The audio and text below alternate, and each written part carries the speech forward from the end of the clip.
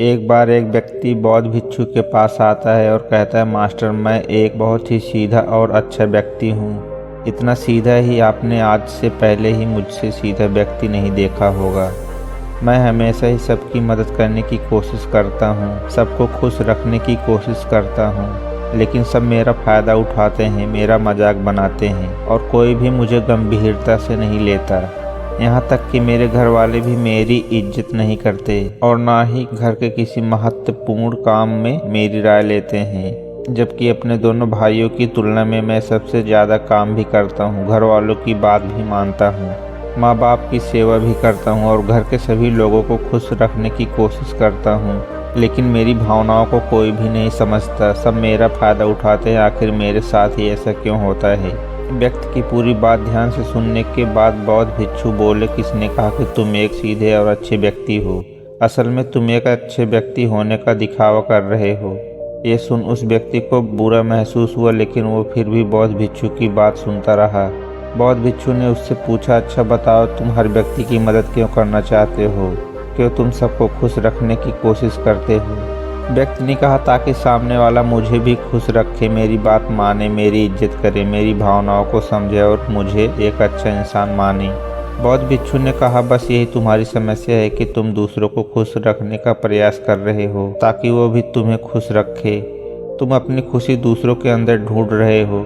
तुम दूसरों की नज़रों में अच्छा और खुद की तारीफ सुनने के लिए सामने वाले की जी हुजूरी कर रहे हो और फिर उम्मीद कर रहे हो कि सामने वाला भी तुम्हारे साथ ऐसा ही व्यवहार करेगा।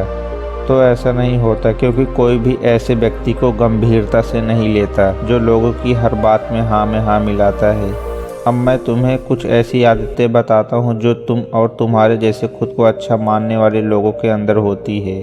पहली आदत, खुद को अच्छा मानने वाले लोग ये दिखाने की कोशिश करते हैं कि वो लोगों का ध्यान रखते हैं। उन्हें लोगों की चिंता है, इसलिए वह सबकी मदद करने पहुंच जाते हैं, फिर चाहे सामने वाले को उनकी मदद की ज़रूरत हो या ना हो। दूसरी आदत, खुद को अच्छा मानने वाले लोग दूसरों से खुद की तारीफ के भूखे होते हैं, इसलिए वो ज़्यादातर मौक़ों पर वही काम करते हैं जिससे सामने वाला खुश हो और उनकी तारीफ करे। अगर उन्हें लगता है कि किसी काम से सामने वाला नाराज़ हो जाएगा तो वह उस काम को हाथ तक नहीं लगाते। तीसरी आदत, खुद को अच्छा मानने वाले लोगों को लगता है कि उन्हें अपनी कमियों और कमजोरियों को दूसरे लोगों से छुपाना चाहिए, क्योंकि उन्हें लगता है कि अगर दूसरों को उनकी कमियों और गलतियों के बारे में पता चल गया तो लोग उनका मजाक बनाएंगे, उनकी बेइज्जती करेंगे, उन पर गुस्सा होंगे और उन्हें कमज़ोर व्यक्ति मानेंगे।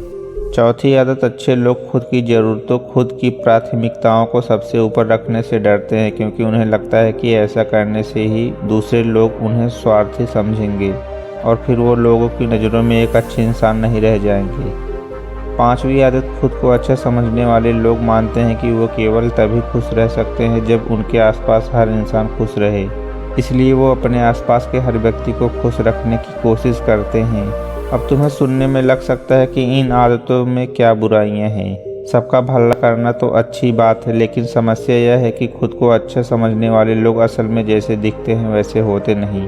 ये अंदर से कुछ और ही होते हैं। जैसे कि पहला, अच्छाई का दिखावा करने वाले लोग ज़्यादातर मौक़ों पर ईमानदार नहीं होते, क्योंकि वो अच्छा बनने के चक्कर में दूसरों की बुराइयों को भी छुपा देते हैं। सामने वाले को कभी भी उसकी गलतियां नहीं बताते और केवल वही बोलते और करते हैं जिससे सामने वाला खुश रहे।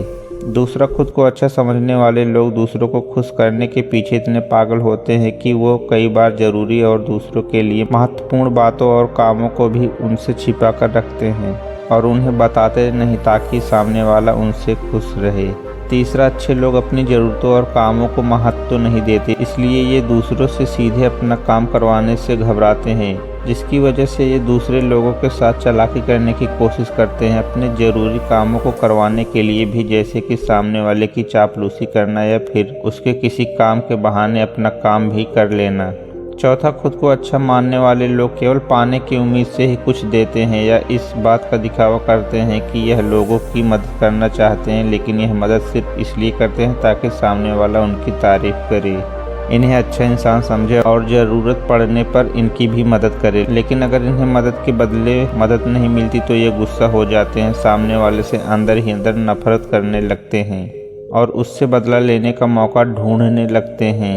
पांचवा, खुद को अच्छा दिखाने वाले लोग दूसरों को ना नहीं बोल पाते, उन्हें मना नहीं कर पाते और दूसरों के काम करने के चक्कर में ये अपने और अपने परिवार के जरूरी कामों को भी पूरा नहीं कर पाते। छठा, अच्छे लोगों को लगता है ये सभी उन्हें पसंद करें, सभी इनसे प्यार करें, जिससे दूसरे लोगों को इनका दोस्त बनने या इनके साथ संबंध रखने में दिक्कत होती है, क्योंकि यह हर किसी के सबसे पसंदीदा बनना चाहते हैं। यह सारी बातें सुनने के बाद उस व्यक्ति ने बौद्ध भिक्षु से कहा, तो आपके कहने का मतलब है कि हम एक अच्छे इंसान न बने बल्कि एक बुरे इंसान बन जाए और लोगों का फायदा उठाए। बौद्ध भिक्षु ने कहा, नहीं, मैं तुम्हें बुरा इंसान बनने के लिए नहीं कह रहा, लेकिन हाँ, तुम्हें बहुत सीधा इंसान भी नहीं बनना। अब मैं तुम्हें बताता हूँ कि एक व्यक्ति को कैसा बनने का प्रयास करना चाहिए। बौद्ध भिक्षु ने कहना शुरू किया, तुम्हें एक सीधा या दूसरों की नज़रों में अच्छा इंसान बनने की तुलना में एक सुलझा हुआ इंसान बनने का प्रयास करना चाहिए। एक सुलझा हुआ इंसान वो होता है जिसे सबसे अच्छा इंसान बनने का कोई शौक नहीं होता। वो जैसा है वैसा ही खुद को पसंद करता है। वो जानता है कि वो एक इंसान है और उसमें बहुत सी कमियां हैं और वह अपनी कमियों को स्वीकारता भी है। एक सुलझा हुआ इंसान ये भी अच्छे से जानता है कि उसकी और उसके परिवार की कुछ महत्वपूर्ण ज़रूरतें हैं जिन्हें उसे ऊपर रखना होगा, वरना उसके साथ साथ उसके परिवार का जीवन भी परेशानियों में पड़ जाएगा। हो सकता है कि उसकी ऐसी सोच की वजह से उसके आसपास के लोग, उसके मित्र या रिश्तेदार उससे नाराज हो जाएं, लेकिन वह इसे भी स्वीकारता है। यहाँ पर बात स्वार्थी होने की नहीं बल्कि जीवन की सच्चाई को स्वीकारने की है, क्योंकि तुम बुद्ध नहीं हो गए हो कि तुम्हारी कोई इच्छा ही नहीं है, किसी से कोई उम्मीद नहीं है या कोई ज़रूरतें शेष नहीं रही। तुम एक साधारण इंसान हो और एक साधारण इंसान की सोच के साथ अगर तुम सबको खुश रखने का प्रयास करोगे तो तुम हमेशा दुखी रहोगे, क्योंकि तुम्हारी भी सामने वाले से उम्मीदें बढ़ेगी और जब वो उम्मीदें पूरी नहीं होंगी तो तुम दुखी हो जाओगे। इसलिए जो इंसान ये कहता है कि मैं सबकी मदद करूंगा, सबको खुश रखूंगा और मुझे बदले में किसी से कुछ भी नहीं चाहिए, यहाँ तक कि अपनी तारीफ भी नहीं, तो पहले उस इंसान को बुद्धत्व प्राप्त कर लेना चाहिए, क्योंकि एक आत्मा ज्ञान को प्राप्त व्यक्ति ही किसी से कोई उम्मीद नहीं रखता।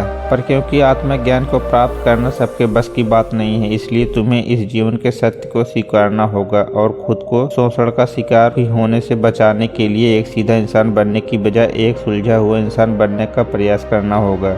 अब मैं तुम्हें बताता हूँ कि एक सुलझे हुए इंसान में क्या क्या विशेषताएं होती हैं। पहली विशेषता, ये अपनी और अपने चाहने वालों की ज़रूरतों को ऊपर रखते हैं। इसका मतलब यह नहीं है कि ये लोग दूसरों की ज़रूरतों को कम समझते हैं, बल्कि इसका मतलब यह है कि ये लोग दूसरों की फालतू ज़रूरतों के लिए तब तक उपस्थित नहीं होते जब तक कि इनकी खुद की महत्वपूर्ण ज़रूरतें पूरी न हो जाएं। हालांकि अगर कोई इंसान सच में मुसीबत में फंसा हुआ है और उसे इनकी सहायता की सख्त ज़रूरत है, तभी अपने महत्वपूर्ण कामों को पीछे रखकर भी उसकी सहायता के लिए उपस्थित हो जाते हैं और ये अपने से कमज़ोर और ज़रूरतमंद लोगों की भी अपनी हैसियत के अनुसार सहायता करने के लिए तैयार रहते हैं। ये बस अपना बेवजह शोषण नहीं होने देते और इस बात पर भरोसा रखते हैं कि अगर इन्हें सच में किसी की सहायता करनी है तो पहले इन्हें उसकी सहायता करने के लायक बनना होगा और लायक व सक्षम बनने के लिए इन्हें अपनी ज़रूरतों का भी ध्यान रखना होगा, क्योंकि अगर इंसान खुद ही बहुत ज़्यादा बीमार है तो वह दूसरे बीमार व्यक्ति की सेवा कैसे कर सकता है। एक सुलझा हुआ इंसान इस बात को मानता है कि हर इंसान की अपनी कुछ ज़रूरतें और इच्छाएं होती हैं जिसका उसे ध्यान रखना चाहिए, लेकिन खुद को अच्छा दिखाने वाला इंसान हमेशा यह दिखाने की कोशिश करता है कि उसकी अपनी कोई ज़रूरत या इच्छाएँ नहीं है, इसलिए वो हमेशा दुखी रहता है।